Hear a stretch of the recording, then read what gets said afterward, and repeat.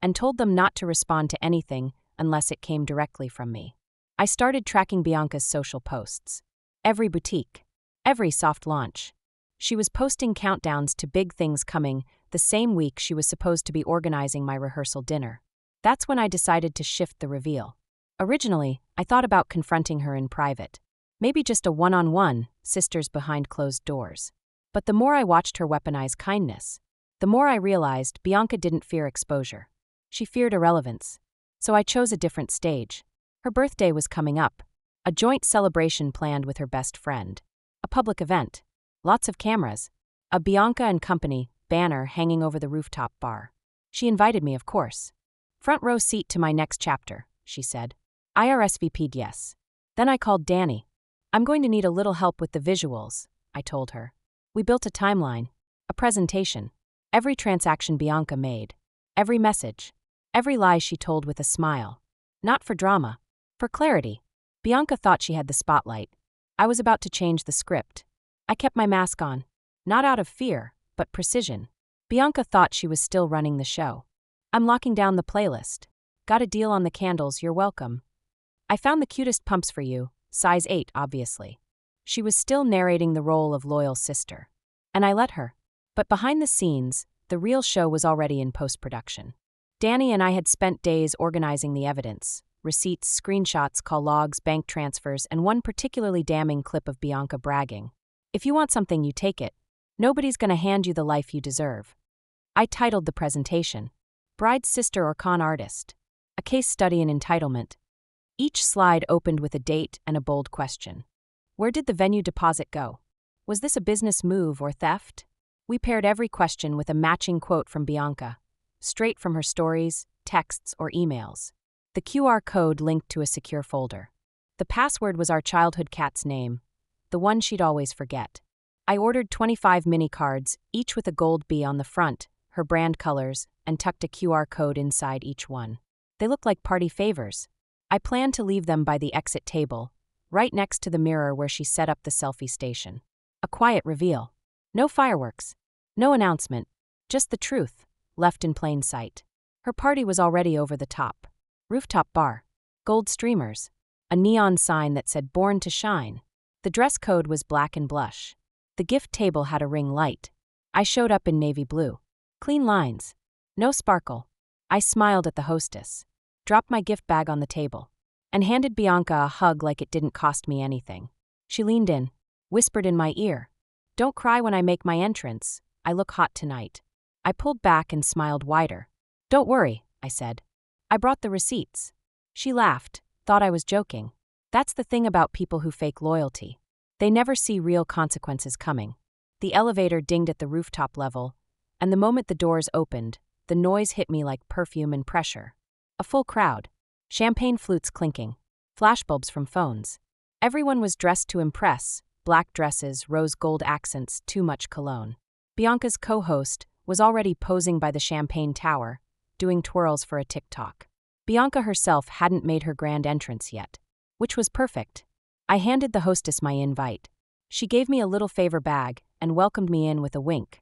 I found a quiet corner table near the exit, just where I planned. That's where I slipped the mini envelopes into place. Just 5. One by the mirror. One near the photo booth. One in the gift bag bin. 2 handed directly to people I knew would scan them the second I left. Bianca's ex-roommate and the bridesmaid she ghosted last fall. I didn't need to tell anyone what to do. Just leave the evidence within reach. I watched people laugh, sip, flirt. All of them oblivious. All of them thinking they were there to celebrate a woman becoming her best self. In a way, they were. Just not the one they thought. I checked my watch. 8:26 p.m. The party started at 7:30. Bianca was fashionably late, of course. I heard the music shift, a slower, bass-heavy remix of Unstoppable. Then a hush, followed by a wave of squeals near the elevator. Bianca had arrived. She emerged in a blush satin mini dress with sheer sleeves and heels that could slice glass. She waved like she was on a pageant runway. Blew kisses. Then locked eyes with me across the crowd. She mouthed, "Don't you dare cry." I didn't. I just sipped my drink, then nodded toward the mirror behind her. Her reflection blinked. Behind her, one of the girls had picked up a white envelope. She scanned the QR code. Her eyes widened. She turned to whisper something to the guy next to her. The ripple started there. A quiet shift. A sudden pause in laughter. And Bianca? Still blowing kisses. Still thinking this night was hers. She didn't know yet that her legacy was being rewritten, one scanned receipt at a time. The whispering spread faster than champagne. It started near the bar, then the photo booth. One guest squinted at her phone, turned it sideways, then turned it again, as if trying to confirm what they were seeing. Bianca caught the vibe shift like static in a silk dress. Her laugh cracked a little. Her eyes darted. She walked over to one of her best friends, the girl holding the tiny gold envelope. I watched her lean in and snatch it from her hand. She flipped it open. Her eyes scanned the QR code, then her phone. She froze. People around her started checking their phones too. One guy held his phone to his ear like he was listening to a voicemail. Another whispered, "Are you serious?" Someone from across the room shouted, "Is this real?" Bianca turned, locked eyes with me. She stormed over, heels stabbing the floor like accusations. "What did you do?" she hissed. I smiled. I gave people what they came for. The truth. "You ruined my party," she spat. "No, sweetie," I said, setting my glass down. "You ruined my wedding. This is just the invoice." Her hands shook. "You think this makes you look good?" "No," I said. "It makes you look honest. For once." She stood there, breath shallow, lashes fluttering like she couldn't believe what was happening. And in that moment, I didn't feel powerful. I felt done. The DJ, oblivious, kept playing. One of her friends stepped aside to avoid the tension. Another one patted her on the arm and walked away, like she didn't want to be seen next to a sinking ship. I leaned in close. Not to gloat, just to make sure she heard me. Some people bring clarity into your life. Others remind you what you'll never settle for again. And in case you're confused, I tilted my head. I won't be settling for you. Not as a sister. Not as a friend. Not as anything. I pulled the last envelope from my bag and slid it into her clutch. Final copy. Keep it. Then I turned and walked past the crowd, which had now turned silent. Right through the front doors. Not with a scene, but with closure. The next morning, I woke up to 37 text messages. 5 from Bianca. Most unread. I didn't open them. I didn't need to. She already told her story, with her actions. I just gave people the transcript. Later that afternoon, my mom called. "She's devastated," she said. I stayed quiet.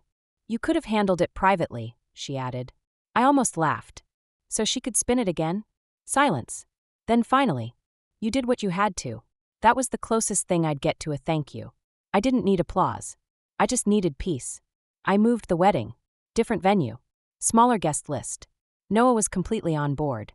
"Whatever makes you feel safe," he said.